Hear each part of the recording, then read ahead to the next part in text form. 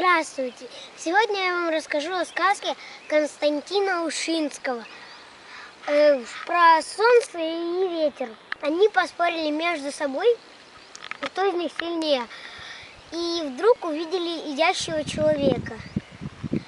И солнце сказало: а давай ты его первого заставить раздеться, тот и победил, тот и сильнее. Ветер сказал: давай. Первый начал ветер, он начал на него задувать. Ему стало холодно, он начал одеваться.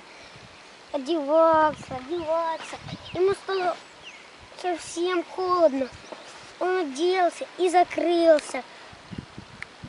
Но тут солнце сказало: теперь моя очередь. Оно на него посмотрело своими ласковыми лучами, и он начал раздеваться, ему начало становиться тепло.